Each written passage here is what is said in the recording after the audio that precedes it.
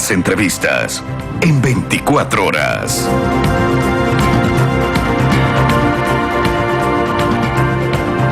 Siete 29 de la mañana, a esta hora le doy la bienvenida en el estudio aquí en Guayaquil a Jimmy Jairala, candidato a la alcaldía Muchas de gracias, Guayaquil. Liz. Bienvenido, Jimmy. Muy amable, Liz. Bueno, se cierra ya esta campaña el día de mañana. ¿Y cuál es su impresión después de un mes de una campaña intensa? ¿Cómo siente usted que está llegando previo al 5 de febrero?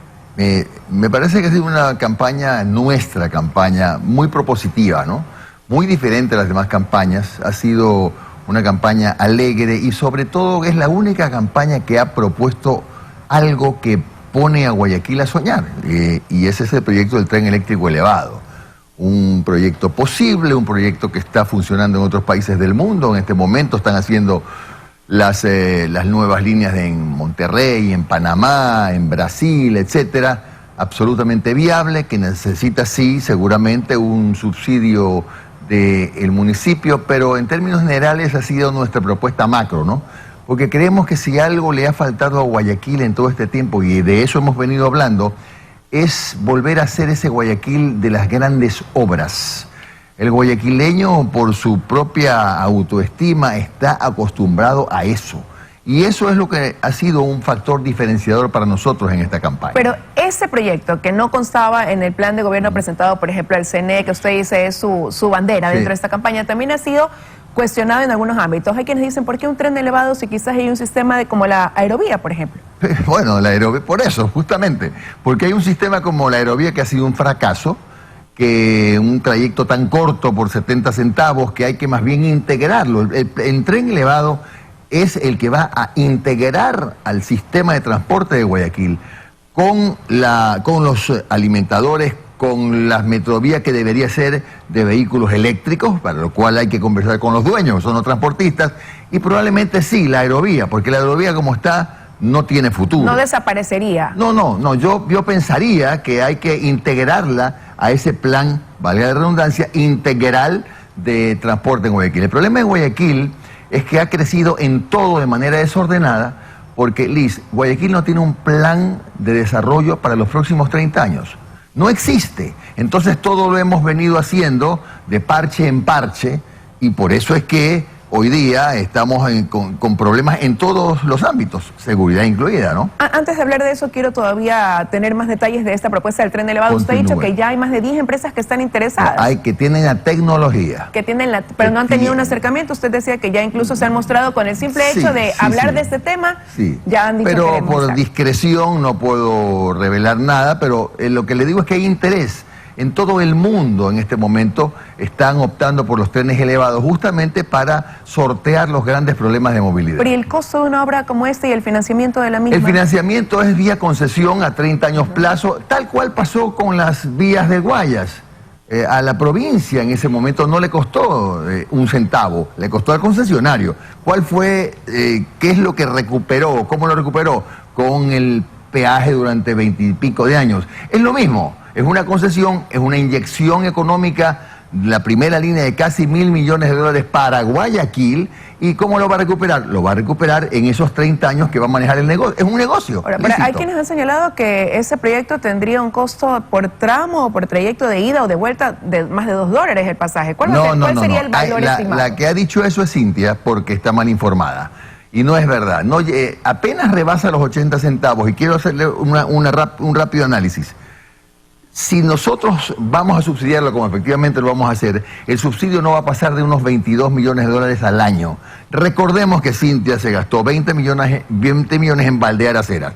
Así que con eso le digo que eso sirve para los 300.000 pasajeros diarios, que en promedio se calcula, un promedio bastante conservador, y que significa, en resumen, más o menos 90 millones de viajes al año que van a ser subsidiados, con una cantidad que no va a empobrecer al municipio y que va directamente a beneficiar al bolsillo de la gente. Usted citaba otro punto, seguridad. En caso de llegar a la alcaldía, le va a tocar recibir una ciudad con un alto índice de delincuencia, con bandas dedicadas al microtráfico. Estamos cerrando enero con un 70% de incremento de criminalidad. Es cierto, Liz. Y entre sus propuestas dice dotar de armas no letales, por ejemplo, a los metropolitanos, para que patrullen en qué zonas de Guayaquil, sacarlo solo del casco comercial. ¿Cuál es la propuesta? Pero no, ahí? es que no solo eso es parte de. El asunto es recuperar barrio por barrio, parque por parque, hacer cosas que se deben, regresar a la policía comunitaria, integrar al barrio al cuidado de su propio sector, con el fortalecimiento además de las unidades de policía comunitaria, que contra lo que mucha gente cree, los ciudadanos, los vecinos quieren un PC, pero no eso, no en las condiciones en que está. Les han hablado de los mini cuarteles y los ven muy lejanos. Hay que volver a la policía comunitaria, pero también hay algo importante en que no hemos reparado. Por más cámaras que pongamos, mientras no mejoremos la iluminación de las calles, no van a servir de tanto. Van a servir para ver cómo nos asaltan. Pero en cambio, lamentablemente, no se ha complementado, y ese complemento es la mejor iluminación. Pasar de iluminación amarilla a una blanca, quizás, porque en la ciudad predomina. No sé si esa sea exactamente, puede ser esa, puede ser iluminación con paneles solares, hay que analizarlo, pero definitivamente los vecinos también le piden eso. Le piden seguridad y al mismo tiempo le piden iluminación en las calles. Ahora, pero Guayaquil ha sido una ciudad que a través del municipio ha venido apoyando y dotando a la Policía Nacional, que está acantonada aquí, de lo que van pidiendo y que necesita. ¿Usted mantendría esa política? ¿Cómo canalizaría esa ayuda de ser así? Yo mantendría esa política de seguir ayudando, pero poniendo a funcionar al organismo competente, que es el Consejo Cantonal de Seguridad, que no ha funcionado. En ese consejo tienen que estar el gobernador, los representantes de los ministros, el tejido social, los líderes barriales. Esas son fotos incómodas. Cuando usted va al municipio y en lugar de llevar la agenda de la ciudad, lleva bajo el brazo pues la agenda de su partido. Esas son las cosas que tenemos que evitar. Y ese es el organismo. ¿Por qué? Porque el municipio ha puesto 350 millones de dólares, que es bastante plata. Yo no digo que se la hayan llevado, pero la pregunta es, ¿nos sentimos más seguros? Y la respuesta es no. A lo mejor porque no ha habido esa coordinación que debe haber, en este caso con la Policía Nacional, con el ministro del Interior, etcétera, ¿no? Pero reuniones han habido, o sea, ven a quienes representan, como se ha dicho, incluso en mesas con el mismo presidente de la República, pero al final del camino el resultado sí, pero es que esto no es de vez en cuando, Liz. El Consejo Cantonal de Seguridad tiene que funcionar con la debida frecuencia, no la corporación, que está bien que funcione. ¿Y qué es lo que hay? Pero hay un consejo que está definido, delimitado en la ley. Ese consejo es el que tiene que tomar decisiones orgánicas. ¿Y por qué usted dice que en ese sentido ha predominado la agenda de partidos políticos, más no la agenda de Guayaquil? Bueno, porque seguramente a la señora alcaldesa no le conviene una foto con el gobernador, o no le conviene una foto con representantes de ministerios, etcétera, porque su partido y el del señor Lasso tienen diferencias. A mí no me importa cuando llegue quién es el gobernador hoy día o el ministro hoy día y quién será después de 2 años, que tocará otro presidente. Eso no debe importarle a quien llegue al municipio de Guayaquil. Ahora, pero usted ya fue prefecto del Guayas y en su momento pues también tienen esa posibilidad de coordinar esas acciones de seguridad. ¿Qué tan complicado fue en su momento? Recordemos quizás tiempo atrás poderlo instalar también. Bueno, pero recordemos también que en la época en que yo fui prefecto no había la inseguridad que hay hoy día. Las cosas han cambiado de manera dramática en los últimos 2 años, entonces no podemos hacer la comparación. Lo que yo digo es que lo que yo estoy haciendo es invitando a los guayaquileños a volver a soñar en ese Guayaquil de las grandes obras que ya no existe. En estos últimos 4 años, por más que haya obra social, que la hay, y lo bueno que hay que mantenerlo, tenemos que reconocer que no hay una obra icónica como al guayaquileño le gusta, que lo llena de orgullo. No existe. Y la obra que los va a poner a soñar en positivo, porque es factible, es el tren elevado. Ahora, hablemos de reactivación económica, que es otro de los puntos que los guayaquileños señalan como prioridad, ¿no? Usted tiene un programa, un planteamiento más bien, un proyecto de crear una cámara de comercio para los comerciantes autónomos. Sí. ¿En qué va a beneficiar esto a los comerciantes sin que signifique imponer desorden en la ciudad? Justamente en eso, en que cuando ya usted los constituye en cámara, ya ellos mismos van a ser parte de la solución del problema de ese desorden del que usted habla. porque ya son un cuerpo colegiado y ellos van a ayudarnos como municipio en las labores como el censarlos, carnetizarlos, escoger corredores comerciales, buscar los lugares adecuados y las fechas adecuadas, posiblemente los fines de semana para ferias.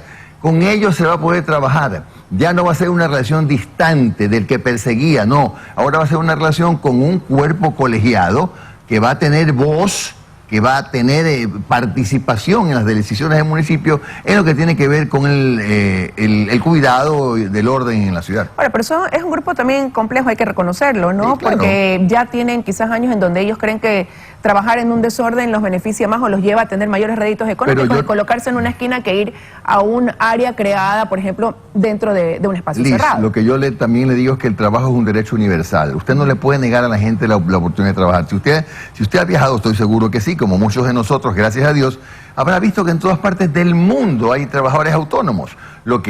Y la ciudad colabora con los trabajadores autónomos. Lo que hay que hacer es coordinar ese esfuerzo y justamente a mí me parece que lo ideal es conformarlos en una cámara. En el momento en que usted los conforma en una cámara, créamelo, son los primeros en ayudar en el orden. Ahora, hay un grupo que tiene muchas expectativas y son los jóvenes, ¿no? Y a esos jóvenes han intentado la mayoría de los candidatos llegar a través de las redes sociales, porque los hemos visto a todos, incluido usted, sí, tener que sumarse a esa tendencia. Para ellos la propuesta, ellos también quieren poder acceder a un empleo, quieren poder tener oportunidades. Aparte de lo que hemos hablado, de que tiene que procurarse el municipio fondos no reembolsables para este tipo de fines y poder financiar emprendimiento, por ejemplo, hemos hablado. Y hoy día veo con satisfacción que hay dos candidatos que me lo han copiado. Me parece bien. El Instituto Tecnológico Municipal, porque hay muchísimos chicos que se gradúan, no pueden ingresar a la universidad, hoy que son como 70,000, y necesitan una carrera corta, carrera de tercer nivel.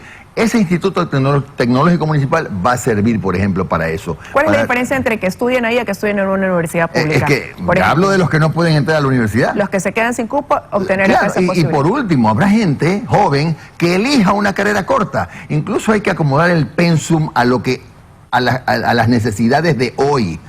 Y en consecuencia nosotros consideramos que ese instituto también va a ser una herramienta muy útil para los jóvenes. ¿Y cómo activar ese comercio en barrios de Guayaquil a través de la entrega de un capital semilla? Explíquenos un poquito. No solamente de entrega de capital semilla, hay otras cosas que se pueden hacer, como por ejemplo, y que va ligado al capital semilla, como la regularización de los cientos de miles de negocios pequeños que no tienen uso de suelo.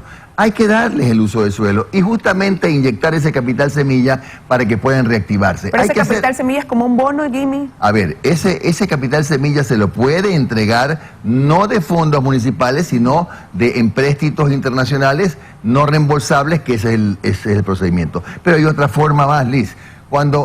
Y no sé si el municipio lo ha hecho respetar, yo creo que no, pero cuando se construye una obra en una calle X, en el barrio Z, es obligación de los contratistas que la mano de obra no calificada mayoritariamente sea de vecinos del barrio. Esa es otra forma de reactivar los barrios. El propio tren, cada estación del tren, las 20 de la primera línea, por ejemplo, va a ser un emporio de trabajo. En cada estación va a haber una plaza, en cada estación va a haber taxis, buses, los alimentadores, es decir, hay una gran expectativa de recuperación económica y de reactivación para Guayaquil. Bueno, y son partes de las propuestas de Jimmy Jailara, candidato a la alcaldía de Guayaquil. Quiero agradecerle que haya estado esta mañana con nosotros. Muy amable. Suerte y que tenga un buen día. Con esto vamos a una pausa y al regresar Pavel Muñoz, candidato a la alcaldía de Quito.